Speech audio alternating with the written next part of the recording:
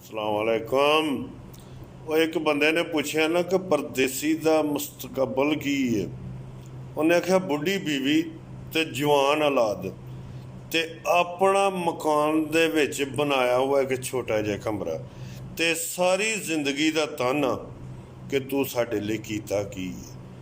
ਪਰਦੇਸ ਦੇ ਵਿੱਚ ਆ ਕੇ ਬੰਦਾ ਜ਼ਿੰਦਗੀ ਆਪਣੀ ਪੂਰੀ ਗੁਜ਼ਾਰ ਜਾਂਦਾ ਹੈ, ਆਪਣੀ ਜਵਾਨੀ ਜਿਹੜੀ ਹੈ ਪੂਰੀ ਬਰਬਾਦ ਕਰ ਜਾਂਦਾ ਹੈ। ਜਦੋਂ ਉਹਦੇ ਵਿੱਚ ਉੱਠਣ ਬਹਿਣ ਦੀ ਤਾਕਤ ਨਹੀਂ ਰਹਿੰਦੀ, ਰੁਪਈਏ ਤਾਂ ਬੜੇ ਉਹਨੇ ਕਮਾਏ ਹੁੰਦੇ ਨੇ ਅਤੇ ਉਹ ਆਂਦਾ ਯਾਰ ਹੁਣ ਪਾਕਿਸਤਾਨ ਚੱਲੀਏ। ਜਦੋਂ ਪਾਕਿਸਤਾਨ ਜਾਂਦਾ ਤਾਂ ਉੱਥੋਂ ਦੀ ਨਵੀਂ ਨਸਲ, ਜਵਾਨ ਨਸਲ, ਉਹਦੀ ਹੋਈ ਨਸਲ, ਉਹਦੇ ਪੈਸੇ 'ਤੇ ਯਾਸ਼ੀਆਂ ਕਰਨ ਵਾਲੀ ਨਸਲ ਵੇਖ ਕੇ ਤੇ ਆਂਦੀ ਅੱਬਾ ਤੂੰ ਸਾਡੇ ਲਈ ਕੀਤਾ ਕੀ ਹੈ। ਕੋਈ ਚੰਗਾ ਕੰਮ ਕਰ ਲੈਂਦੇ ਤੁਸੀਂ ਅਤੇ ਸਾਰੀ ਜ਼ਿੰਦਗੀ ਅਸੀਂ ਆਰਾਮ ਨਾਲ ਬਹਿ ਕੇ ਖਾਂਦੇ। ਉਹ ਗੱਲ ਕਰਨ ਦਾ ਮਕਸਦ ਹੈ ਪਰਦੇਸੀ ਨੇ ਤਾਂ ਤੁਹਾਨੂੰ ਆਪਣਾ ਖੂਨ ਤੱਕ ਪਿਆ ਛੜਿਆ।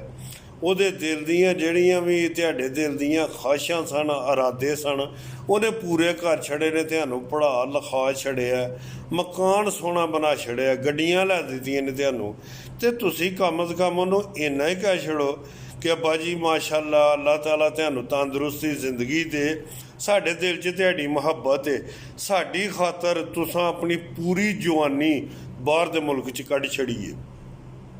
ਅਤੇ ਅੱਜ ਅਸੀਂ ਜੋ ਕੁਛ ਵੀ ਹੈ ਵਾਂ ਅੱਲਾ ਦੀ ਮਿਹਰਬਾਨੀ ਨਾਲ ਅਤੇ ਤੁਹਾਡੀ ਮਿਹਨਤ ਦੇ ਨਾਲ ਆ। ਤੁਸੀਂ ਵਾਕਈ ਬੜੀ ਮਿਹਨਤ ਕੀਤੀ ਹੈ ਅਤੇ ਸਾਡੇ ਦਿਲ ਦੇ ਵਿੱਚ ਸਾਰੀ ਜ਼ਿੰਦਗੀ ਤੁਹਾਡੀ ਇੱਜ਼ਤ ਰਹੇਗੀ। ਆਪਣਾ ਆ ਗਏ ਹੋ, ਆਰਾਮ ਨਾਲ ਖਾਓ ਪੀਓ, ਨਮਾਜ਼ ਨਮੂਜ਼ ਪੜ੍ਹਿਆ ਕਰੋ। ਹੁਣ ਸਾਡਾ ਵਾਰੀ ਹੈ, ਅਸੀਂ ਮਿਹਨਤ ਕਰਾਂਗੇ, ਅਸੀਂ ਮਜ਼ਦੂਰੀ ਕਰਾਂਗੇ, ਲੇਕਿਨ ਉਹ ਗੱਲ ਕੋਈ ਨਹੀਂ। ਇਹੋ ਹੀ ਆਂਦੇ ਨੇ ਕਿ ਅੱਬਾ ਜੀ ਆ ਗਏ ਹੋ ਤਾਂ ਕੁਝ ਇੱਥੇ ਵੀ ਕੋਈ ਮਾੜਾ ਚੰਗਾ ਕੋਈ ਵੇਖ ਲਓ ਕੰਮ। ਤੁਸੀਂ ਤਾਂ ਅੱਗੇ ਵੀ ਕੰਮ ਜਾਣਦੇ ਹੋ, 2-3 ਕੰਮ ਜਾਣਦੇ ਹੋ, ਚਲੋ ਹੋਰ ਕੱਖ ਨਹੀਂ ਤਾਂ ਅੱਬਾ ਜੀ ਕੋਈ ਰੋਟੀ ਜੋਗਾ ਹੀ ਪੈਸਾ ਲੈ ਆਇਆ ਕਰੋ। ਔਲਾਦ ਨੇ ਮਾਂ ਪਿਓ ਨੂੰ ਸਕੂਨ ਨਹੀਂ ਲੈਣ ਦਿੱਤਾ। ਮਾਂ ਹੈ ਤਾਂ ਉਹਨੂੰ ਨਹੀਂ ਕਿਤੇ ਬਹਿੰਦਾ, ਚੱਲ ਅੰਮੀ ਤੂੰ ਬੈਠੀ ਦੀ ਹੈ ਅਤੇ ਸਬਜ਼ੀ ਕੱਟੀ ਚੱਲ, ਹੋਰ ਕੱਖ ਨਹੀਂ ਅਤੇ ਭਾਂਡੇ ਹੀ ਅੰਮੀ ਧੋਈ ਚੱਲ। ਲੇਕਿਨ ਕੀ ਹੈ ਕਿ ਮਾਂ ਬਾਪ ਆਖਰ ਦੇ ਉੱਤੇ ਵੀ ਨੌਕਰ ਹੀ ਬਣੇ ਦੇ ਨੇ, ਸਮਝਦੇ ਹੋ। ਉਹ ਚੰਦ ਔਲਾਦ ਹੈ, 100 'ਚੋਂ ਕੋਈ 4 ਜੀ ਹੈ ਨੇ ਜਿਹੜੇ ਆਪਣੇ ਮਾਂ ਬਾਪ ਦੀ ਇੱਜ਼ਤ ਕਰਦੇ ਨੇ, ਔਰ ਜਿਹੜੇ ਇੱਜ਼ਤ ਕਰਦੇ ਨੇ ਸਾਰੀ ਜ਼ਿੰਦਗੀ ਸੁੱਖ ਪਾਉਂਦੇ ਨੇ।